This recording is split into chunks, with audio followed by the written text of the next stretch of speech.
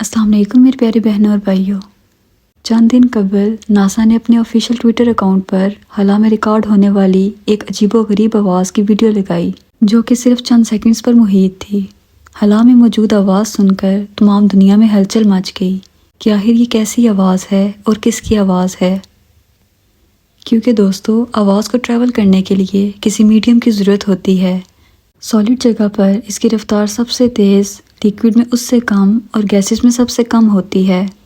آواز ایسی جگہ پر جہاں ویکیوم ہو یعنی خلا ہو اور کوئی میٹر یا مادہ موجود نہ ہو اس میں سفر نہیں کر سکتی، لیکن روشنی اور دوسری الیکٹرو میگنیٹک ریڈیشنز بغیر کسی مادے کے سفر کر سکتی ہیں،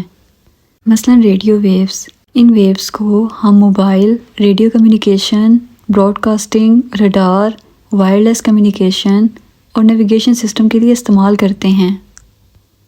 ہمارے انسانی کان موصول ہونے والی وائبریشنز کو ہمارے دماغ تک پہنچاتے ہیں اور دماغ ان وائبریشنز کو ٹرانسلیٹ کر کے بتاتا ہے کہ یہ کس چیز کی آواز ہے۔ خلا کی ڈینسٹی یا میس ایک ہائیڈروجن ایٹم پر کیوبک میٹر ہے جو کہ نہ ہونے کے برابر ہے۔ اسی وجہ سے خلا میں ساؤنڈ ویوز ٹریول نہیں کر سکتی، لیکن اگر الیکٹرو میگنیٹک ریڈیشن کی بات کریں جو سیٹلائٹ کے ذریعے ہمارے موبائلز اور ڈیوائسز تک سگنل پہنچاتے ہیں تو ان کے مطابق اسپیس زندہ محسوس ہوتی ہے جس کی اپنی ایک محسوس آواز ہے، اور حال ہی میں اسی آواز کو ریکارڈ کر کے ناسا نے پوری دنیا میں تہلکہ مچا دیا ہے۔ تمام ایسٹرونامیکل باڈیز یعنی خلا میں موجود تمام آبجیکٹس مثلا سٹارز اور پلانٹس وغیرہ اپنی الیکٹرو میگنیٹک پاورفل ویوز کی وجہ سے ایک خاص قسم کی ریڈیو ویوز خارج کرتے ہیں۔ ٹیلیسکوپ جو کئی مررز اور ریڈیو پینل سکوپ اینٹینا پر مشتمل ہوتی ہے ان ریڈیو ویوز کو حاصل کرتا ہے، یا پھر انسان کے خلا میں بھیجے گئے اسپیس پروبز مثلا وائجر وغیرہ ان ریڈیو ویوز کو موصول کرتے ہیں جنہیں ہمارے انسانی کان سن نہیں سکتے، لہٰذا وہ اسے تقریباً 20,000 ہرٹز فریکوینسی میں کنورٹ کر کے زمین پر بھیجتے ہیں تاکہ ہمارے انسانی کان انہیں سن سکیں۔ اسی ٹیکنیک کے ذریعے خلا میں موجود بڑی بڑی ایسٹرونامیکل باڈیز کی آوازیں ہم انسان سن سکتے ہیں۔ دوستو ناسا کے مطابق ان کا اپولو مشن جو چاند کے لیے روانہ ہوا اور تقریباً 8 دن تک جاری رہا، اس کے بارے میں کہا جاتا ہے کہ اس نے چاند کی سطح پر قدم تو نہ رکھا لیکن اس کے گرد چکر لگا کر تمام انفارمیشن اکٹھی کرتا رہا۔ اس نے چاند کے سیاہ حصے پر یعنی کہ اس کی ڈارک سائڈ جو سورج سے چھپی ہوتی ہے وہاں کچھ عجیب و غریب آوازوں کو سنا اور انہیں ایلینز کے سگنل کا نام دیا گیا۔ دوستو پہلی بات تو یہ کہ جس مون لینڈنگ کی یہ لوگ بات کرتے ہیں جو کہ اس کھلونے پر بیٹھ کر کی گئی تھی وہ کوئی حقیقت نہیں رکھتی، اور ایلین سے ملنے والے سگنلز کا بہانہ جان بوجھ کر کیا گیا تاکہ لوگوں کی ڈسکشن میں آیا جا سکے۔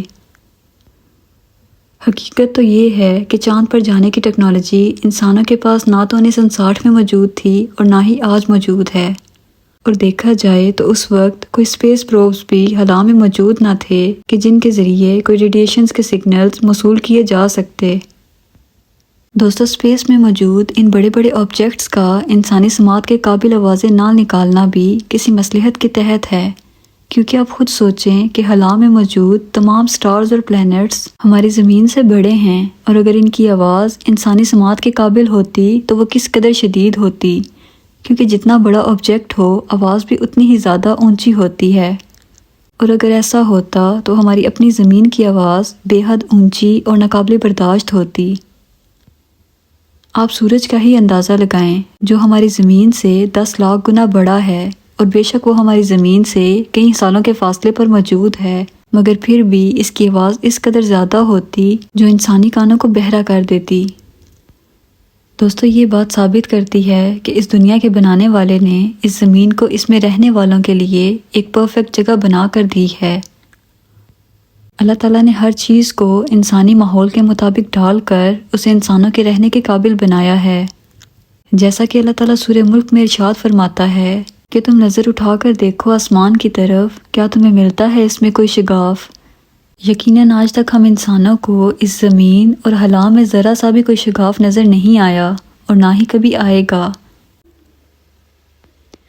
دوستو مجھے امید ہے آج کی یہ ویڈیو آپ کو کافی انفارمیٹیو لگی ہوگی۔ اگر آپ کو ویڈیو پسند آئی ہو تو اسے اپنے دوستوں کے ساتھ ضرور شیئر کیجیے گا اور میرے چینل کو سبسکرائب کیجیے گا۔ ملتے ہیں اگلی ویڈیو میں۔ اللہ حافظ۔